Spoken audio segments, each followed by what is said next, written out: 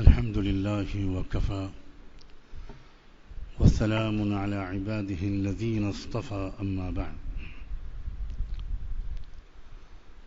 أعوذ بالله من الشيطان الرجيم بسم الله الرحمن الرحيم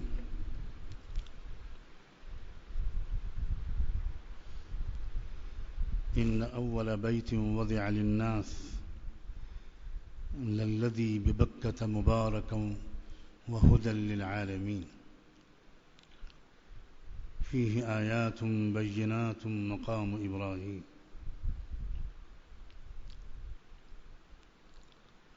من دخله كان آمنا ولله على الناس حج البيت من استطاع إليه سبيلا ومن كفر فإن الله غني عن العالمين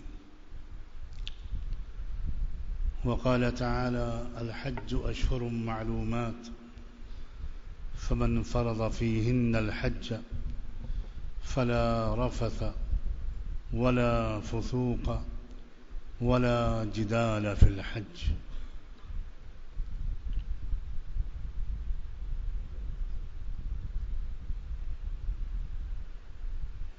سبحان ربك رب العزة عما يصفون وسلام على المرسلين والحمد لله رب العالمين اللهم صل على سيدنا محمد وعلى آل سيدنا محمد وبارك وسلم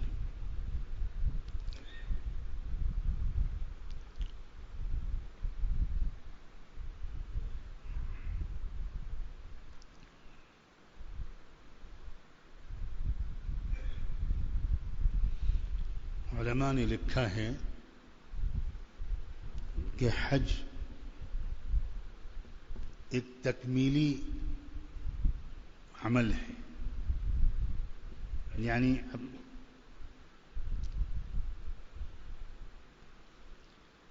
یوں سمجھیے کہ انبیاء علیہم السلام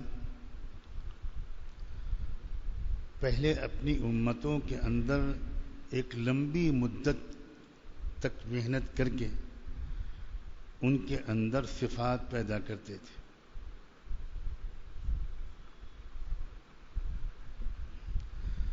ان کے اندر اللہ کا تعلق مضبوط کرتے تھے۔ اس کے بعد بالکل آخر میں جب ان کے اندر اللہ کا تعلق مختلف پہلوؤں سے مضبوط ہو جاتا تھا، تب اپنی اپنی امتوں کو وہ بیت اللہ پر لے کر حاضر ہوتے تھے۔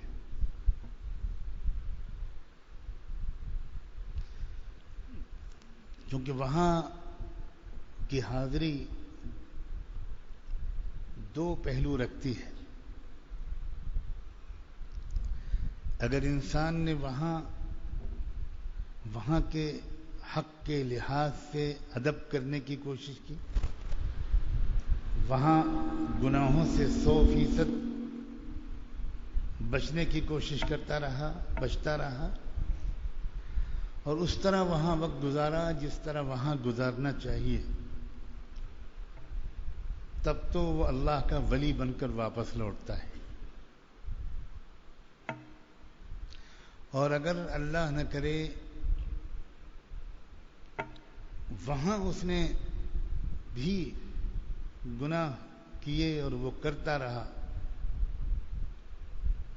تو پھر بہت بڑی محرومی کا خطرہ ہے۔ وہاں کا حال یہ ہے کہ پوری دنیا کے بارے میں تو اللہ کا قانون یہ ہے کہ کسی بندے کے دل میں کسی غلط کام کا خیال آئے، ارادہ ہے، لیکن وہ اس کو کرے نہ، تو اس ارادے اور خیال پر اللہ کے ہاں سے پکڑ نہیں آتی۔ لیکن بیت اللہ اور مکہ مکرمہ کے بارے میں قرآن مجید میں اللہ نے فرمایا ہے کہ اس سرزمین پر گناہ کے ارادے پر بھی سخت سزا ملے گی۔ ومن يرد فيه بإلحاد بظلم نذقه من عذاب علیم. اسی لیے انبیاء علیہ السلام پہلے اپنی امتوں کے اندر تقوی پیدا کرتے تھے اور اللہ سے تعلق پیدا کرتے تھے، تب لے جاتے تھے اس دربار میں. اللہ کے تعلق کی مختلف شکلیں ہوتی ہیں. اللہ کا تعلق مختلف رنگ لیے ہوئے ہیں. مختلف پہلوؤں سے انسان کے دل میں جو اللہ کا تعلق ظاہر ہوتا ہے وہ مختلف حالات میں، مختلف اوقات میں، مختلف شکلوں میں ظاہر ہوتا ہے. کبھی یہ اللہ کا تعلق یقین کی شکل میں ظاہر ہوتا ہے کہ بندے کے دل میں یہ یقین ہوتا ہے کہ میرے ساتھ جو اللہ چاہے گا وہی ہوگا، کسی اور کے چاہنے سے کچھ نہیں ہوگا. عزت، ذلت، زندگی، موت، نفع، نقصان، یہ صرف اور صرف اور صرف اللہ کے ہاتھ میں ہے. تو یہ اللہ کا تعلق ہے جو یقین کی شکل میں ظاہر ہوتا ہے. یہی اللہ کا تعلق توکل کی شکل میں ظاہر ہوتا ہے. یہی اللہ کا تعلق تقوی کی شکل میں ظاہر ہوتا ہے. جب تک اللہ کا تعلق مضبوط نہیں ہوگا انسان گناہوں سے بچ نہیں سکتا. معلوم تو سب کو ہوتا ہے کہ یہ غلط ہے، لیکن معلوم ہو جانا یہ غلط کام سے روکنے کے لیے کافی نہیں ہوتا. جو چیز اپنے آپ کو غلط کام سے روک لینے کی میرے اندر صلاحیت پیدا کرے گی، آپ میں سے ایک ایک کے اندر صلاحیت پیدا کرے گی، وہ اللہ کا وہ تعلق ہے جس کو تقوی کہتے ہیں. ہے یہ سب اللہ کا تعلق. اللہ کا تعلق کبھی شکر کی شکل میں ظاہر ہوتا ہے کہ بندہ ایک ایک نعمت کو اللہ سے ملتا ہوا محسوس کرتا ہے، یاد رکھتا ہے. شکر دل کا عمل ہے، زبان کا نہیں. کھاتے وقت، پیتے وقت، پہنتے وقت، لکھتے وقت، پڑھتے وقت، سوتے وقت، چلتے پھرتے وقت یاد رہنا کہ یہ جو کچھ ہے یہ اللہ کا دیا ہوا ہے، اسے شکر کہتے ہیں. تو یہ شکر بھی اللہ سے تعلق کی ایک شکل ہے. صبر، مشکل حالات میں، غصے کے وقت میں، مرضی کے خلاف کچھ حالات آ گئے، اس پر انسان نہ تو مایوس ہو، نہ اپنے رب سے بدگمان ہو، نہ اپنی قسمت کو کوسنا شروع کرے، بلکہ ہمت کے ساتھ حالات کا مقابلہ کرے، یہ سمجھ کر کرے کہ میرا رب جو مجھ پر یہ پریشانی بھیج رہا ہے نہ وہ بے رحم ہے، نہ وہ بے خبر ہے، نہ وہ بے بس ہے. اس لیے مجھے ہمت کے ساتھ حالات کا مقابلہ کرنا چاہیے، دعا کرتے رہنا چاہیے، کوشش کرتے رہنا چاہیے. اسے صبر کہتے ہیں. تو صبر بھی اللہ سے تعلق کی ایک شکل ہے.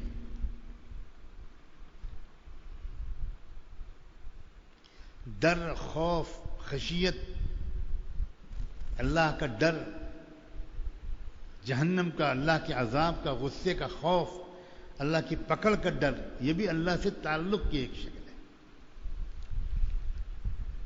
تو اس لیے حج کے لیے جانے والا اللہ کا وہ خوش نصیب بندہ اور بندی وہ زیادہ سمجھدار ہے جو اس دربار میں حاضر ہونے سے پہلے اپنے دل میں اللہ کا تعلق، ان سب شکلوں والا تعلق پیدا کرے. یہ ہے حج کی سب سے بڑی تیاری، یہ ہے حج کی سب سے بڑی تربیت اور ٹریننگ کہ یہ تعلق پیدا ہو جائے.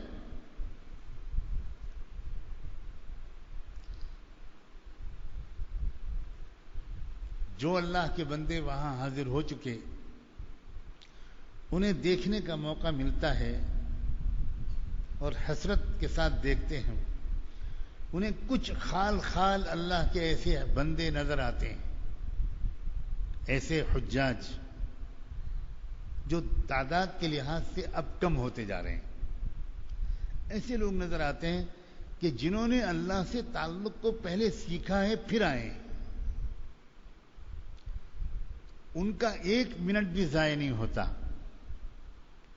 غور سے سنیں، اللہ تعالیٰ آپ سب کو ایسے ہی حجاج میں شامل فرمائے۔ وہ وقت ضائع نہیں کرتے،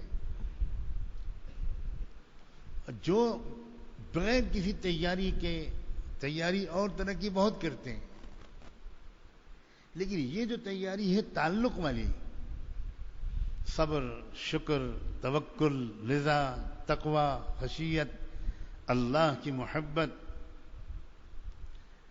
کہ کوئی یاد ہی نہ آئے، آئے تو دعا کے لیے یاد آئے، باقی کوئی نہ یاد آئے۔ حج کا خاص مقصد ہے غیر اللہ سے بالکل بے تعلق ہو جانا، اللہ کے سوا ہر ایک کی یاد، ہر ایک کی محبت سب دل سے نکال دیں۔ اب دیکھ کر، ہم جیسے حاجیوں کو دیکھ کر اللہ والوں کو اتنی تکلیف ہوتی ہے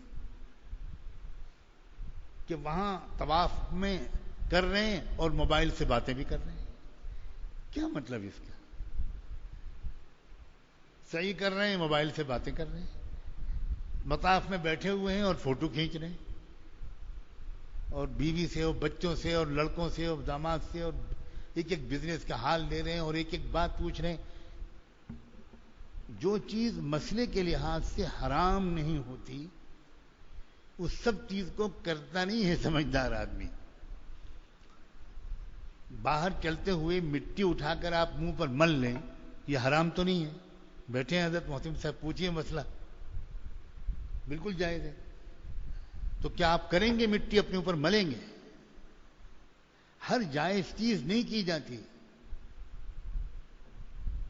ادب ہوتا ہے، سلیقہ ہوتا ہے، عقل ہوتی ہے، سمجھداری ہوتی ہے۔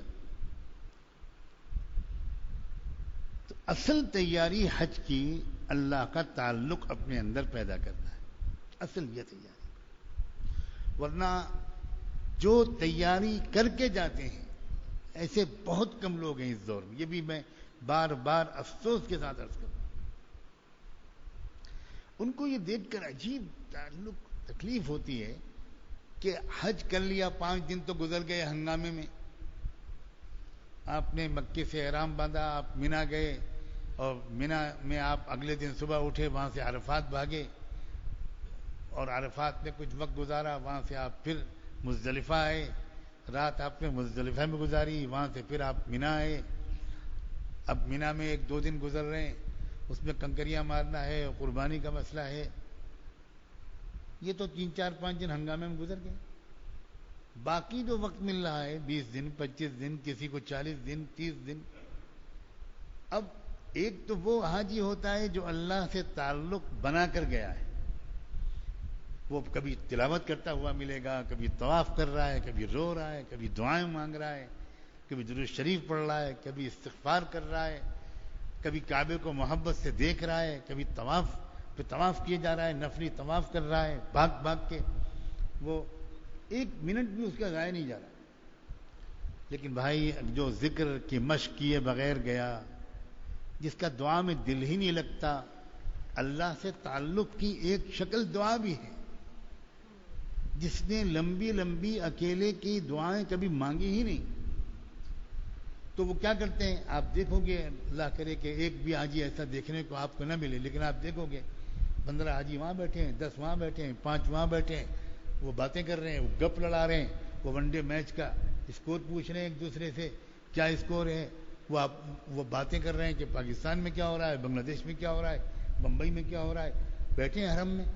اب انا للہ و انا، زندگی کا ایسا موقع ہے جو اللہ شاید پھر نہ مل پائے، لیکن کیوں کر رہے ہیں؟ اس لیے کہ ان کو دل ہی نہیں لگتا، انہوں نے پہلے مشق ہی نہیں کی، لمبی دعا مانگنا ان کو آتا ہی نہیں, سمجھ ہی نہیں آتا کیا مانگے اللہ سے. محبت کے جذبات ان کے اندر ہیں ہی نہیں. کعبے سے محبت, بیت اللہ سے محبت, اللہ کی ذات سے محبت, وہ جذبات ہی نہیں بنے ہوئے.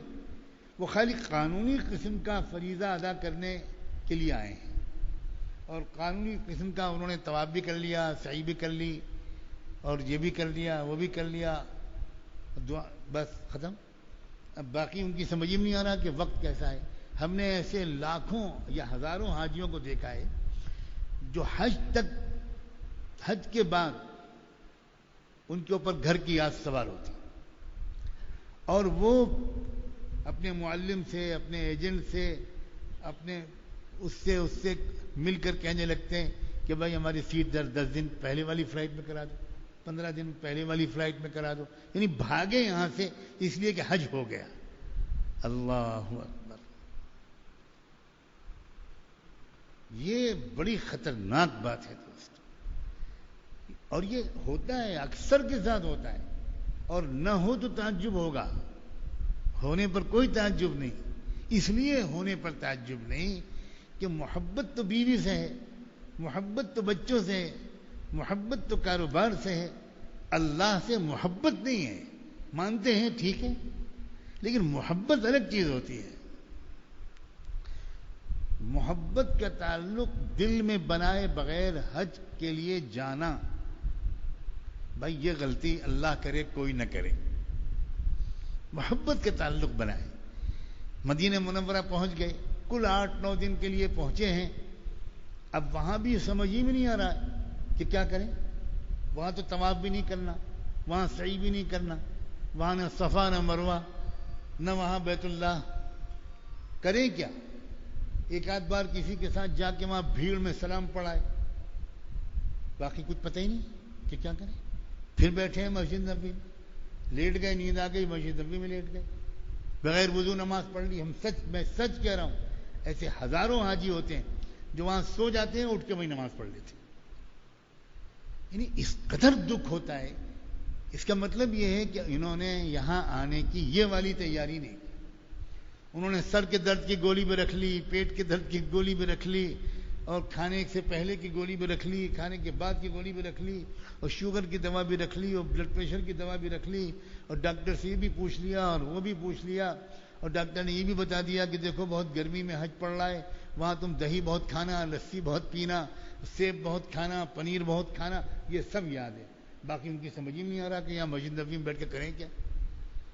زندگی کا ایسا موقع ہے کہ اللہ اکبر, یہ وہ جگہ ہے جہاں تم بیٹھے ہو, جہاں سے بلال گزرے, خبا, جہاں سے صحابہ گزرتے تھے, صدیق اکبر گزرتے تھے, عمر فاروق گزرتے تھے, جہاں حضور پاک صلی اللہ علیہ وسلم گزرتے تھے. یہاں بیٹھو اور یاد کرو اس دور کو, خوب محبت سے یاد کرو سرور کائنات حضور اکرم صلی اللہ علیہ وسلم کو. کتاب لے کر بیٹھ کر پڑھو حضور کی سیرت, 2 آنسو بہاؤ, محبت میں ڈوب کر درود شریف پڑھو, 1000 درود شریف پڑھو, 2000. ہمیں کرنا کیا ہے وہاں؟ کوئی کام ہی نہیں ہے, اسی لیے اللہ نے بھیجا ہے. لیکن یہ کون کرے گا؟ یہ وہ کر پائے گا جس نے پہلے سے مشق کی ہوگی. ایسا نہیں ہو سکتا کہ جدے کے ایئرپورٹ پر اترتے ہی میرا دل بدل جائے خود بخود. یہ نہیں ہوگا, یہ کبھی نہیں ہوگا. یہاں سے گئے غفلت کے مزاج کے ساتھ, یہاں سے گئے بالکل خالی ویران دل کے ساتھ, نہ ادب, نہ شکر, نہ سلیقہ, نہ محبت, نہ عشق, کچھ نہیں. اور وہاں پہنچتے ہی ہم کو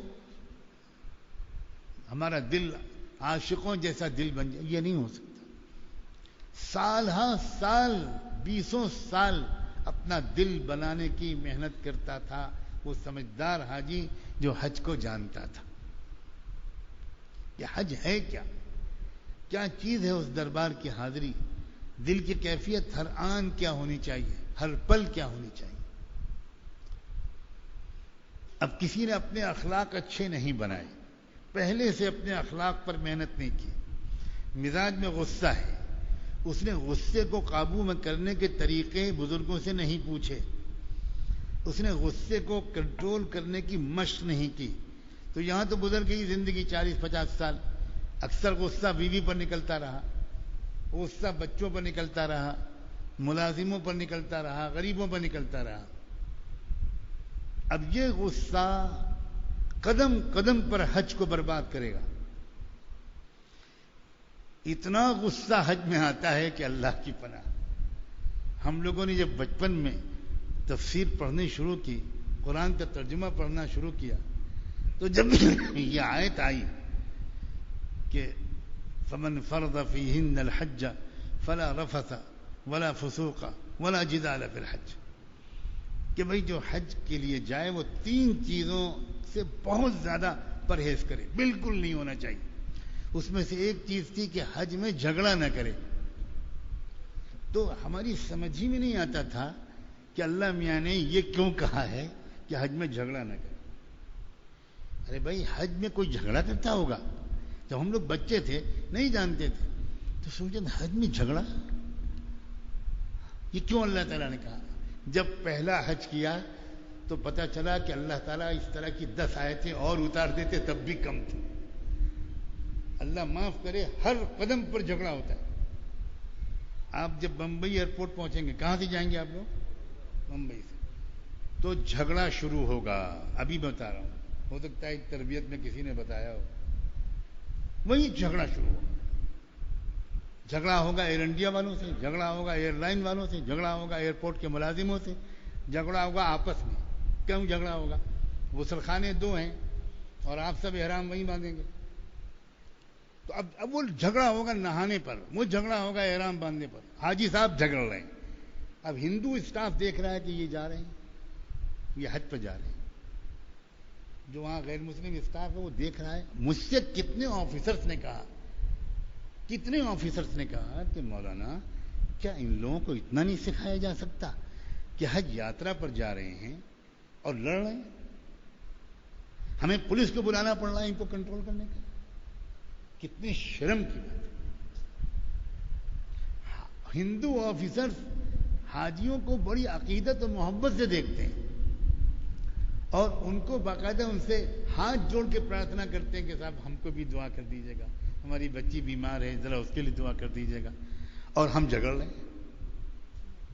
یہ کیا ہے؟ یہ اس بات کی دلیل ہے کہ آپ نے حج کے سلسلے میں اپنے آپ کو بدلنے کی کوئی محنت پہلے سے نہیں کی. غصہ کر رہے ہیں, ذرا سی بات پہ غصہ کر رہے ہیں, بہت جھگڑا ہوتا ہے. اور اگر ایسی ایئر لائن سے جا رہے ہیں, نام تو نہیں لوں گا, جو اکثر لیٹ ہوتی, تو پھر غصہ. اب حاجیوں اب ایئر لائن کے اسٹاف سے لڑ رہے ہیں, ہر جگہ غصہ. جہاز لیٹ ہو گیا اور کھانے کا انتظام کیا نہیں ایئر لائن نے, جو ہمیشہ ایسے ہوتا ہے, تب جھگڑ رہے ہیں. اس کے بعد اللہ کی پناہ, جب اعلان ہوتا ہے کہ اب لائن لگائیے اور جہاز کے لیے روانہ ہوئیے, تو کیا مصیبت ہوتی ہے, کس طرح دھکم دھکا ہوتا ہے کہ میں پہلے. ایسی شرمندگی ہوتی ہے کہ زمین پھٹ جائے اور وہیں ہم دفن ہو جائیں.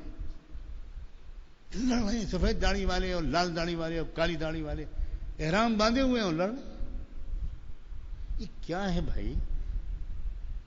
اور میں بتاؤں, جو جتنا غصے ور ہوگا اتنا ہی انشاءاللہ ستایا جائے گا. یہ عجیب نظام ہے. جو جتنا نازک مزاج ہوگا, جس کو گرمی زیادہ لگے گی, جس کو بھوک زیادہ لگے گی, جس کو پیاس زیادہ لگے گی, وہ اتنا ہی زیادہ حالات اللہ میاں حج میں ایسے بھیجیں گے کہ تم الٹے لٹک جاؤ. اور جو بیچارہ سیدھا سادہ ہوگا, ہر حال میں خوش, اس کے لیے کوئی پریشانی آئے گی. یہ بہت پتے کی بات ہے. غصے کو یہیں کہیں رکھ کر جائیے گا اور واپس آنے کے بعد بھی اس کو نہ لیجیے گا. کسی ایسے بینک میں جمع کیجیے جو پیسے واپس نہ کرنے کے لیے ملک میں بدنام ہو چکا, وہاں غصہ جمع کیجیے. کئی بینک ہیں ہمارے جن کے بارے میں آج کل خبریں آ رہی ہیں, تو ایسے بینک میں غصہ جمع کر دیجیے. بھائی ہمارا غصہ لے لو اور اس کو کسی وجہ مالیہ کو دے دینا, ہم کو نہیں چاہیے, ہم واپس آ کے یہ غصہ نہیں لیں. تنگ آ جاتے ہیں لوگ, جہاز میں لڑتے ہیں,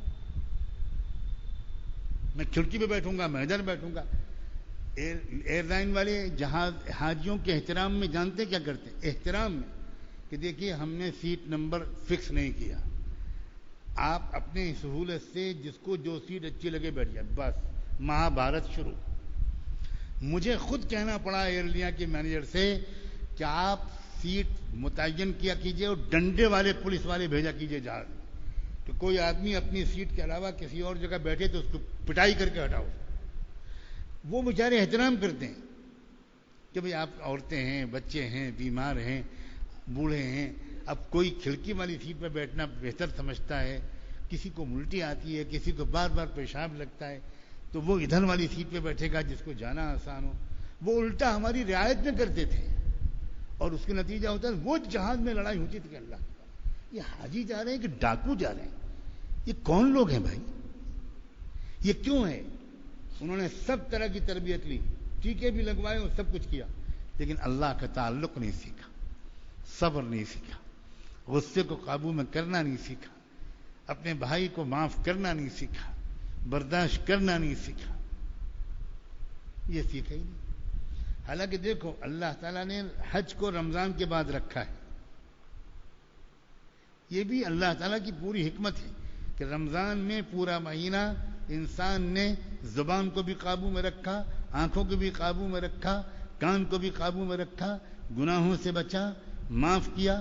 جو اس سے لڑنے لگا اس نے کہا کہ نہیں بھائی میرا روزہ ہے، میں نہیں لڑوں گا۔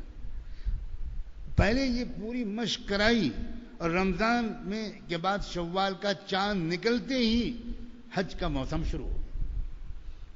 یہ تربیتی مہینہ اللہ نے پہلے رکھ دیا، اور اس لیے یہ بہت اچھا ہے کہ یہاں آپ نے یہ تربیتی کیمپ لگایا رمضان میں۔ بہت مبارکباد کے قابل ہیں آپ لوگ کہ آپ نے صحیح وقت چنا اس کے لیے، کیونکہ اس میں تو دل نرم ہوتے ہیں۔ پھر اعتکاف کے دن جس میں انسان چھوڑ دیتا ہے گھر بار کو، تو یہ تو چھوڑا اس نے 10 دن کے لیے اور آ کر پڑ گیا اپنے محلے کی مسجد میں۔ حج کیا ہے؟ حج تو کئی مہینے کے لیے سب کچھ چھوڑ دینا، اور صرف گھر نہیں چھوڑنا، محلہ نہیں چھوڑنا، وطن چھوڑ دینا، 7 سمندر پار چلا جانا ہے۔ تو یہ اللہ کے ماں سوا کو ترک کرنا، چھوڑنا۔ اللہ کی عبادت 2 طرح سے ہوتی ہے، ایک اللہ تعالی جو کہے اسے کرنا، اور ایک جس کے چھوڑنے کو کہے اس کو چھوڑ دینا۔ یہ 2 چیزیں ہیں، ان سے مل کر عبادت بنتی ہے۔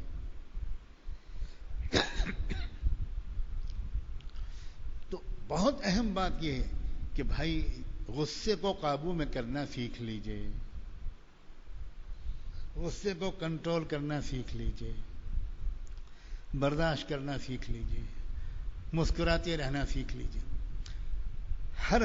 سب سے اچھا حاجی وہ لگتا ہے جو مسکراتے ہوئے حاجیوں کی خدمت کرتا رہے۔ اتنی دعائیں ملتی ہیں اس حاجی کو۔ یہ بھی اللہ کا کرم ہے کہ اکثر قافلوں میں ایک آدھ آدمی ایسا ہوتا ہے، 1-2 لوگ بڑے خدمت کے مزاج کے ہوتے ہیں، کیونکہ وہاں پر قدم قدم پر رہبری کی ضرورت پڑتی ہے۔ بہت عجیب، جتنی قابلیت یہاں ہوتی ہے وہ یہیں سب دھری رہ جاتی، سب بھول جاتا ہے آدمی۔ جن لوگوں نے حج پر کتابیں لکھی وہ بھی جب طواف کرنے اترتے ہیں تو مسئلے بھول جاتے ہیں۔ اس دربار کی ایسی ہیبت دل و دماغ پر ہوتی ہے کہ سب بھول جاتا ہے انسان۔ تو ایسے ساتھی بہت دعائیں لیتے ہیں جنہوں نے خدمت سیکھی ہو، جن کو خدمت میں کا شوق ہو، بہت دعائیں لیتے ہیں۔ جو خود نفلی طواف کم کر کے اپنے ساتھیوں کی خدمت کرتے ہوں، بہت دعائیں لیتے ہیں۔ دن میں خدمت کرتے ہیں، رات میں طواف کرتے ہیں۔ بہت ہر حاجی کے دل سے ایسی دعا نکلتی ہیں۔ ایک کمرے میں کئی حاجی ٹھہرائے جاتے ہیں، اب وہ الگ الگ مزاج کے ہوتے ہیں۔ ایک کہتا ہے لائٹ آف کرو ورنہ مجھے نیند نہیں آئی، دوسرا کہتا ہے بتی جلاؤ مجھے اندھیرے میں ڈر لگتا ہے۔ اب اسی پہ لڑائی شروع۔ پانی کا زیادہ استعمال کرنا یہ حاجیوں کی بہت بڑی مصیبت ہے، بہت بڑی مصیبت ہے۔ یہ چیزیں ہیں بھائی سیکھنے کی۔ اور یہ جو سنت اور شریعت کے مطابق زندگی گزارنا سیکھ لیتے ہیں اور اللہ کا تعلق ان شکلوں والا یہ اپنے اندر اتار لیتے ہیں، تو موقع آتا ہے وہاں صبر کا، بار بار صبر کا موقع آئے گا۔ اب یہ تو صبر پہلے سیکھ چکا، اس کے لیے ہنستے مسکراتے برداشت کرنا آسان ہے۔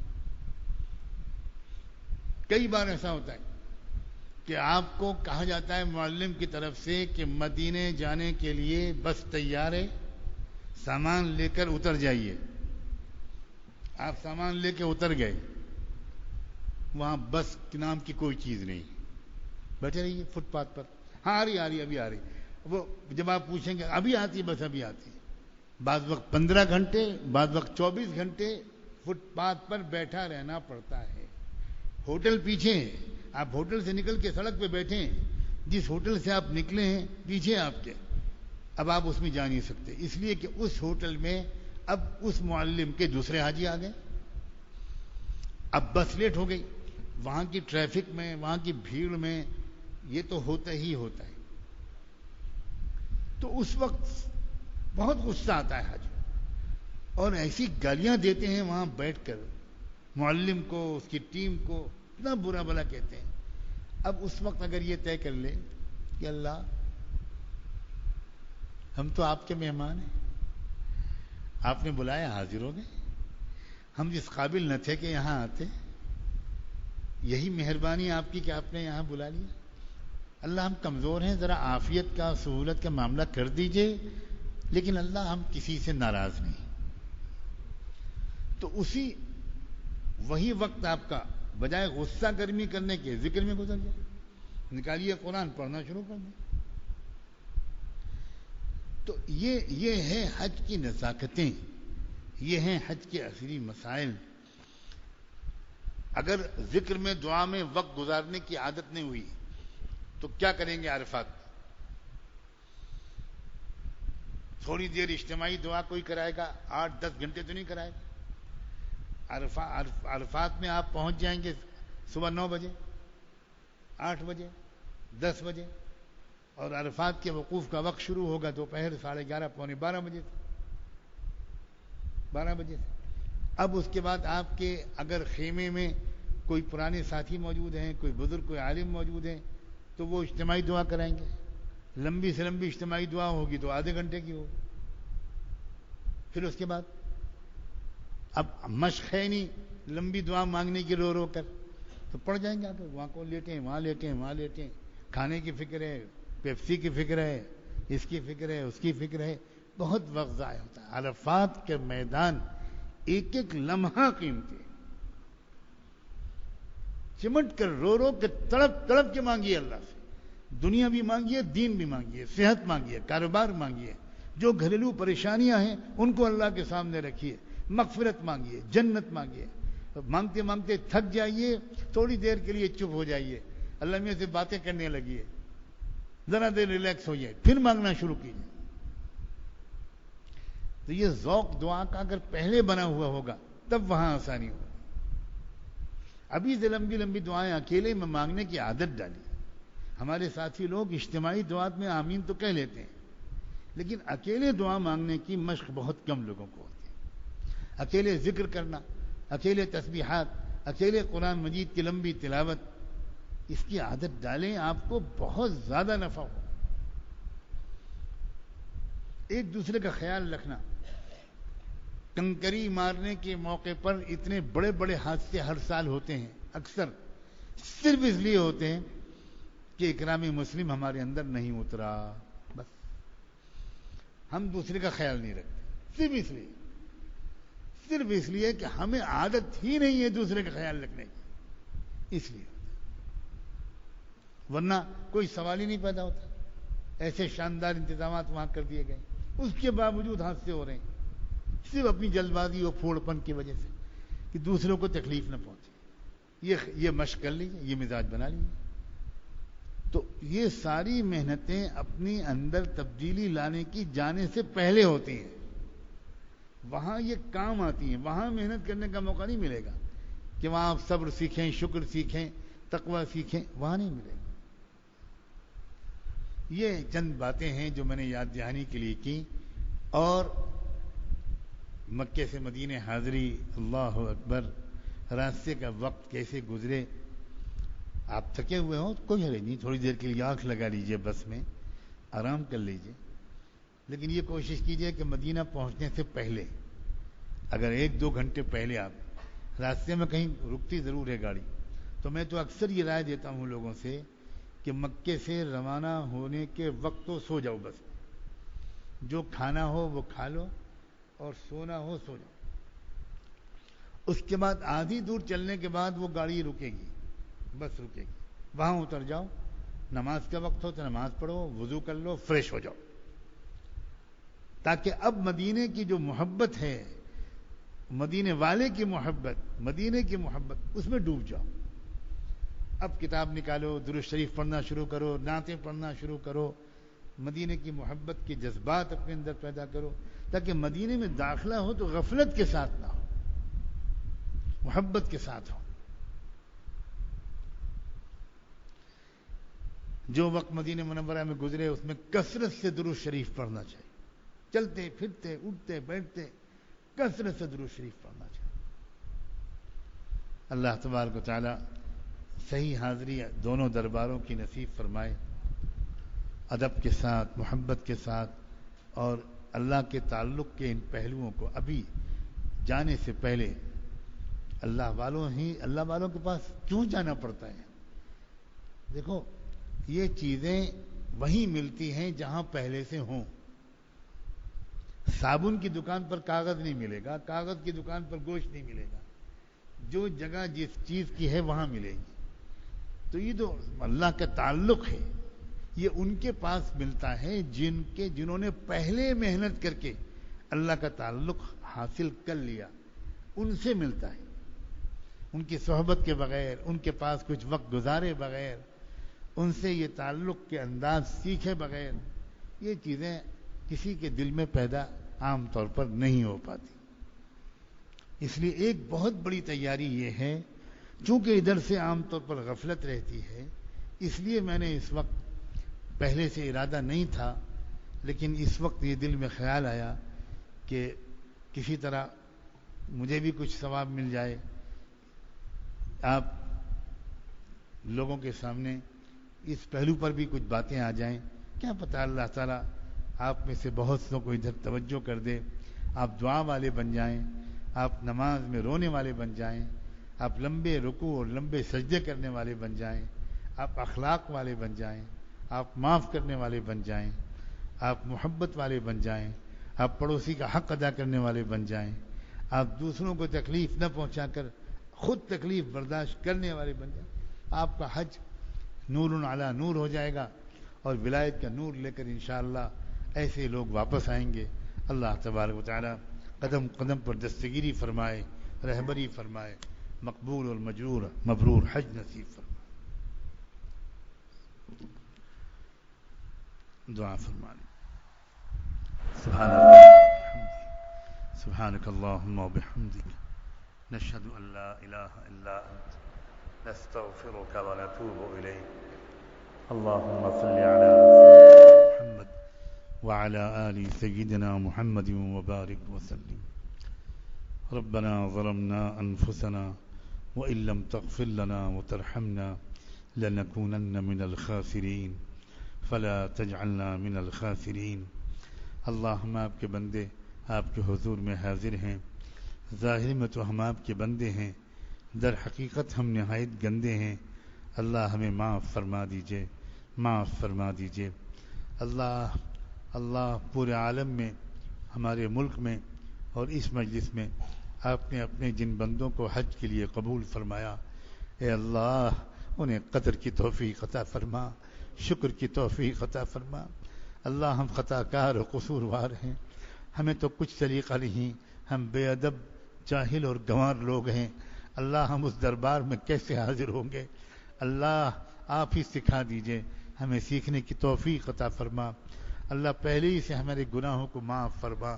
اللہ ہمیں تقوی عطا فرما، توکل عطا فرما، صبر و شکر عطا فرما، نماز اور دعا عطا فرما، حسن اخلاق عطا فرما، معاف کر دینے اور برداشت کر لینے کی عادت نصیب فرما. اے اللہ ہر غلط کام سے ابھی سے بچنے کی توفیق عطا فرما. اگر ہم بری عادتوں کو لے کر چلے گئے اور وہاں بھی ہم نے بد نظری کی اور وہاں بھی ہم نے گناہ کیے اور وہاں بھی ہم جھگڑے اور غصہ کیا، اللہ پھر تو ہم شاید ہمیشہ کے لیے محروم کر دیے جائیں. اللہ بعض علماء نے تو یہاں تک لکھا ہے کہ جو گناہ وہاں کرتا ہے انسان پھر وہ زندگی بھر وہ گناہ نہیں چھوڑ پائے گا. اے اللہ، اللہ اسے برے انجام سے ہم سب کو بچا لیجئے، ہماری حفاظت فرما. اے اللہ تمام حج کرنے والے، وہاں حاضر ہونے والے اپنے بندوں اور بندیوں کو قبولیت کے آداب سکھا دیجئے، قبولیت کے آداب سکھا دیجئے. مقبول و مبرور حج نصیب فرما، مقبول و مبرور حج نصیب فرما، مقبول مدینہ منورہ کی حاضری نصیب فرما. دونوں درباروں کا اللہ احترام نصیب فرما، دونوں درباروں سے بھرپور فیض اٹھانے کی توفیق عطا فرما. اے اللہ، اللہ پوری امت کے لیے اللہ حج کے اس عمل کو، اس سال کے حج کو ہدایت کے پھیلنے کا ذریعہ بنا. اللہ توحید کے پھیلنے کا ذریعہ بنا. اللہ کفر و شرک اور فسق و فجور کے اللہ مٹ جانے کا ذریعہ بنا. مظلوموں کی مدد اور عدل کے نظام کے قیام کا ذریعہ بنا. اے اللہ ایمان کی ہوائیں چلا دیجئے. اے اللہ جان و مال کی حفاظت کے ساتھ لے جائیے اور عافیت کے ساتھ اپنے وطن واپس لائیے. اے رب کریم، اے اللہ، اللہ جو لوگ جن خاندانوں سے، جن شہروں سے، جن علاقوں، محلوں، برادریوں سے حج کرنے جا رہے ہیں، اللہ ان کی ذات کے علاوہ ان کے خاندانوں اور گھروں کے لیے اور ان کے علاقوں کے لیے اللہ ہدایت کے پھیل جانے کا فیصلہ فرما، ہدایت کے پھیلا دینے کا فیصلہ فرما. اے اللہ علم، ذکر، خدمت اور دعوت چاروں شعبوں کو اپنے صحیح اصولوں کے مطابق اے اللہ ان کے صحیح نہج پر قائم کروا دیجئے. اے اللہ ان تمام شعبوں میں لگے ہوئے اپنے بندوں کو قبول فرما، آپس میں محبت پیدا فرما. اے رب کریم، اے اللہ صحیح انداز سے احرام باندھنے کی توفیق عطا فرما. لبیک اللہم لبیک جب پڑھیں اللہ تو کلیجہ منہ کو آ جائے، آنکھیں آنسوؤں سے تر ہو جائیں، کپ کپی طاری ہو جائے، خوف کی کیفیت طاری ہو جائے.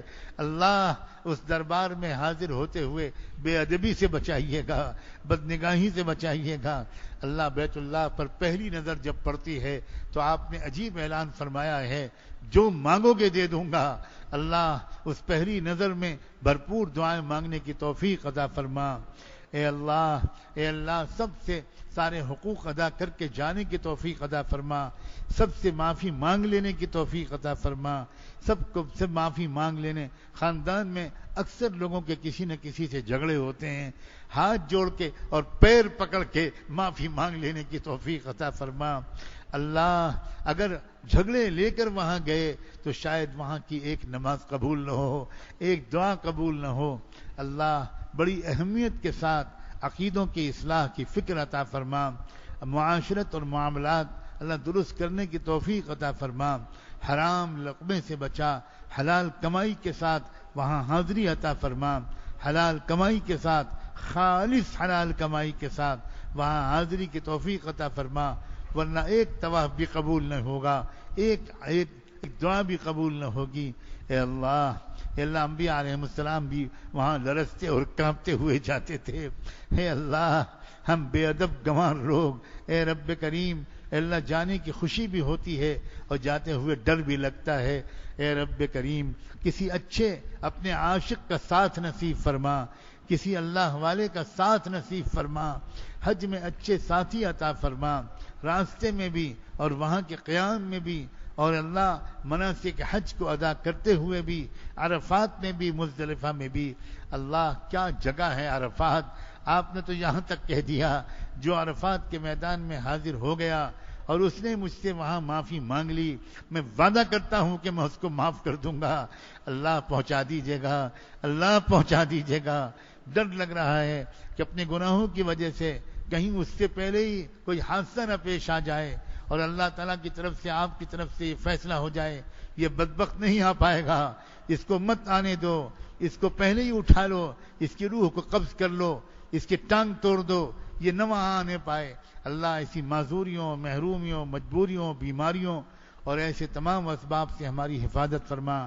عرفات کی بھی صحیح حاضری عطا فرما, منی کی صحیح حاضری عطا فرما. اللہ کنکریاں مارتے وقت اللہ ہم شیطانی جذبات کو ہمیشہ کے لیے اللہ ہم چھوڑنے کا وعدہ کر رہے ہوں, اور یہ وعدہ کر رہے ہوں کہ لعین شیطان بہت ہم نے تیری مان لی, اب آج کے بعد سے نہیں مانیں گے. اللہ ابراہیم و اسماعیل کے نقش قدم پر چلنے کی توفیق عطا فرما. حج کیا ہے؟ حج اصل میں ابراہیمی خاندان کی اداؤں کی نقل کرنے کی مشق کا نام ہے. اے اللہ ہمارے نوجوانوں کو اسماعیل علیہ السلام کو یاد رکھ کر حج کرنے کی توفیق عطا فرما, اور ہمارے بڑوں کو ابراہیم علیہ السلام کو یاد کر کے پورا حج کرنے کی توفیق عطا فرما, اور ہماری عورتوں کو اللہ حضرت ہاجرہ کو یاد کر کے حج کرنے کی توفیق عطا فرما. اے رب کریم, کبھی یہاں نماز پڑھیں کبھی وہاں نماز پڑھیں, اور نماز پڑھتے ہوئے یہ خیال کریں شاید اسی جگہ میرے آقا نے سجدہ کیا ہو, شاید اسی جگہ حضرت ابوبکر صدیق عمر فاروق نے نماز پڑھی ہو. اے اللہ, ایک عشق و محبت کے جذبات کے ساتھ, ایک جنونی کیفیت کے ساتھ, ایک خوشی اور مستی کی کیفیت کے ساتھ اللہ مدینہ منورہ کی حاضری اور حج کے مناسک ادا کرنے اور حرمین کے قیام کو ہم سب کے لیے آسان فرما. اے رب کریم, اے اللہ, ہم اپنی جان, مال, اہل و عیال, دین و ایمان, ظاہر و باطن, جسم و روح, دنیا اور آخرت سب کو آپ کے حوالے کرتے ہیں. اللہ ہم ان میں سے کسی چیز کی حفاظت نہ کر پائیں گے. اللہ آپ ہی حفاظت کا فیصلہ فرما دیجئے. آپ رحیم و کریم ہیں, آپ بہت پیارے ہیں, آپ معاف کرتے ہیں. اگر آپ پیارے نہ ہوتے تو ہم ناہنجاروں کو کہیں اپنے دربار کے لیے قبول کرتے. اللہ آپ تو بہت پیارے ہیں, آپ کے اسی پیار کا واسطہ, محبت و شفقت کا واسطہ اللہ پورے سفر کو, اللہ ایک ایک قدم کو شریعت و سنت کے مزاج کے مطابق اللہ اٹھانے کی توفیق عطا فرما. اور اے اللہ, اے اللہ, اللہ اللہ وہاں کا ایک ایک لمحہ اللہ صحیح طریقے سے گزارنے کی توفیق عطا فرما. رب اغفر وارحم وانت خیر الراحمین, وصلی اللہ تعالی علی خیر خلقہ سیدنا محمد وعلی آلہ وصحبہ اجمعین برحمتک یا ارحم.